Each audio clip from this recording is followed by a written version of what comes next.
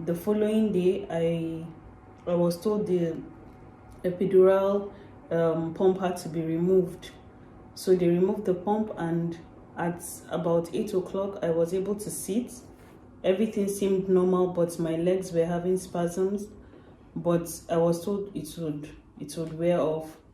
And then later that day in the evening, it all went south, and I couldn't feel my legs anymore.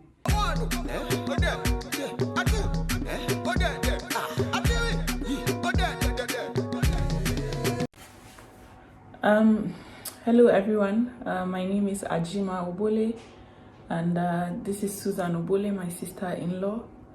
We're currently recording this video from AZ Saint-Anne, Bruges. It's a general hospital in Bruges in Belgium. In 2017, I came to visit a doctor in this hospital because I had, my husband and I wanted to have a family, and after checks, he said I had fibroids, and he would advise that I had a myomectomy. That's the surgery to take out the fibroids before we could begin to start trying to conceive. So we agreed, and in November of 2017, I went ahead and I had that surgery. Everything seemed okay. It was a laparoscopy, so I was cut open. He said it was better because of the locations of the fibroids, and everything seemed fine until we came back for a checkup, and he said he couldn't find my cervix. Asked us to come back a while later so he could put me under anesthesia and try to find the cervix, which we returned with my husband. And when I woke up, I saw I had 4 holes on my tummy, and I was wondering if it was the IUD, because he was supposed to put the IUD because he felt my cervix was blocked. He later came in to tell us that he couldn't find my cervix, and so he didn't perform the laparoscopy, and as such he was going to transfer me or refer me to KU Leuven, to a professor in gynecology, which was one of the best to recreate my cervix. We went to KU Leuven, and the professor told me that for the purpose of a pregnancy, a cervix has never been recreated, and he hopes for my sake that there was a little hole in which my period will be able to flow out. And so we waited. So he performed some investigations, did ultrasounds and all to see if he could see my cervix, but he couldn't, and so he ushered my husband and I back into his office, and he said a cervix has never been successfully recreated for the purpose of a pregnancy. He explained to us that the cervix is a muscle which holds the weight of the baby until you're ready to push, and then the baby comes out, and also it protects the fetus from infection. He then told me that I could not get pregnant naturally or artificially because the connection between the vagina and the uterus was gone. It was at that point we realized the intensity of the situation. My husband and I then traveled to Nigeria and consulted another professor in gynecology and another fertility specialist, which all advised our best option was surrogacy. We came back to Belgium. After returning back to Belgium, we had an appointment with another professor in University of Ghent, who is a gynecologist but specializes in reconstructive surgeries. We saw him, and he offered to perform a surgery, but it was going to be 20% chance of success, and by success he meant to recreate a hole and not for the purpose of getting pregnant. If that was successful, then we would start to try to conceive, which I agreed, and I had a laparoscopy again somewhere in August in 2018. After the laparoscopy, a catheter was put for 10 days, and then we went back. He removed the catheter, and then we came back 2 weeks later for an IUD to be inserted. I was put under anesthesia, and by the time I woke up, his assistant came to inform us that the surgery wasn't successful. He was still in surgery, so he couldn't see us himself, and so he gave us an appointment in 2 weeks to discuss what I wanted to do, as also my body absorbing back my period wasn't good for my health. It can lead into some complications like endometriosis or probably even cancer of the blood. And so we left, and when we came back, he offered to try one more surgery, but I wasn't so sure as my body was exhausted, and I felt drained psychologically, physically, emotionally. After some thought. He told me to go and think about it and tell him what I wanted, and then we did, and then we came back and I decided to have another surgery, which was somewhat successful as I began to have my period, but after a while it stopped again and I only was spotting. And at the point I had to decide my life was more important than cutting myself and twisting the hand of fate because I wanted to get pregnant by all means. And so we started to research the process of surrogacy and what it took. We found out our best option was America, but then we couldn't afford it because it was expensive, between $150,000 to $200,000. And in Belgium, surrogacy is complicated. It's a gray zone and hospitals make the law on who they should take as a surrogacy candidate and not. My sister-in-law here, who is Susan, was then coming to Belgium to study, and so she offered to be our surrogate. And because she was going to be, she was resident in Belgium, it was already easy for us, because for you to be a surrogate in Belgium, you had to be legally resident in Belgium. So when she came, again, we started to look for hospitals, but no hospital will take us. And we came back to AZ Senyan in Bruges, which my error was made. And after embryo creation and a week to the embryo being transferred in Susan, the hospital backed out and said they wouldn't be proceeding, and no reason was given.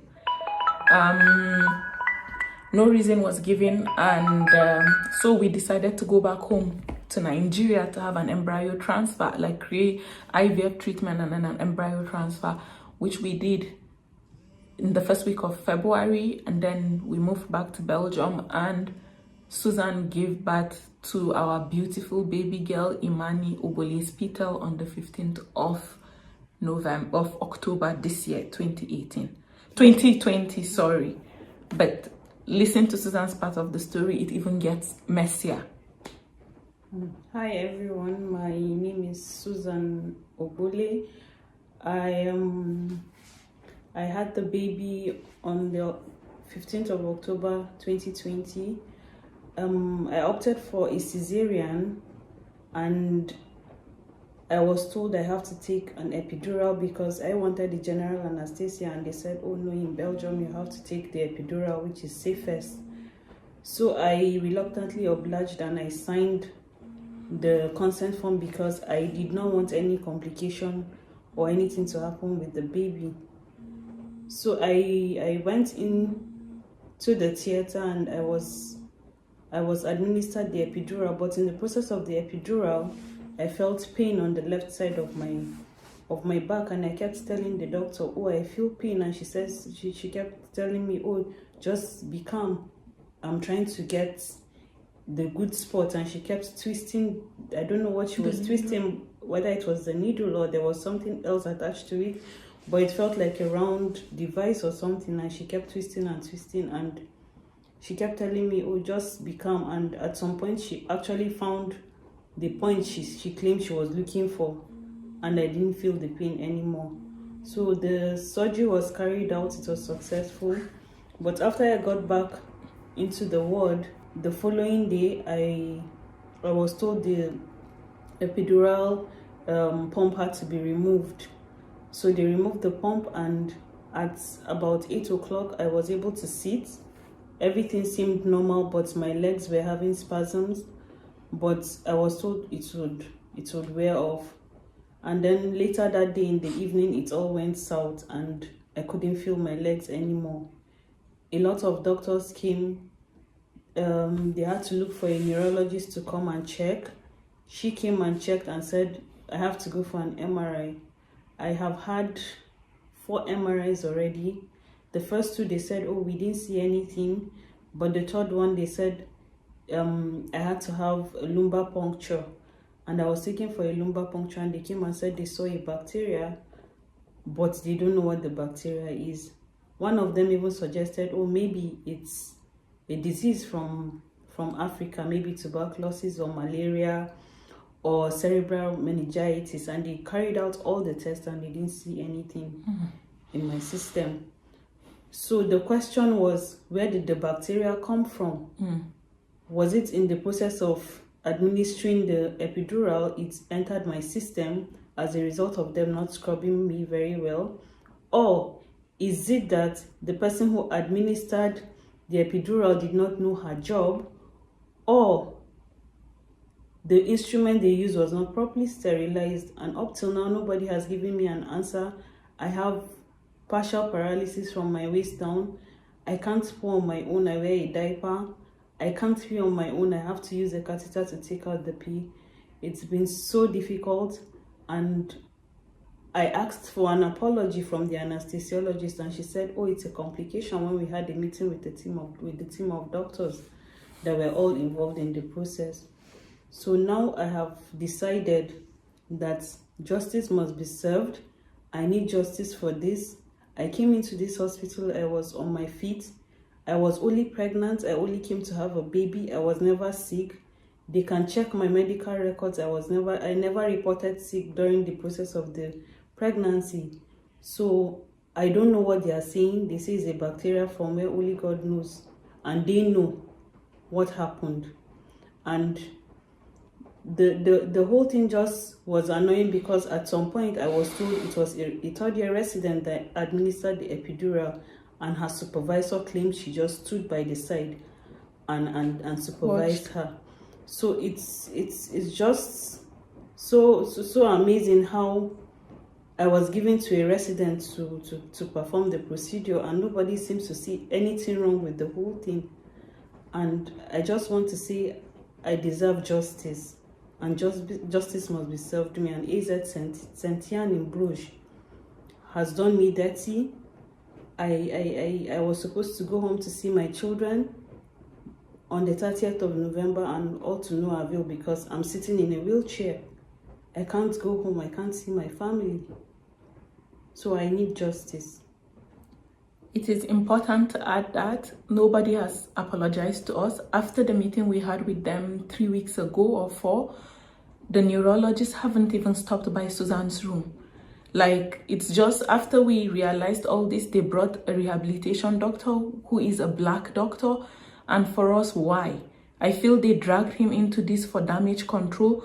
And also, how can 2 family members of the same race have 2 rare complications in the same hospital?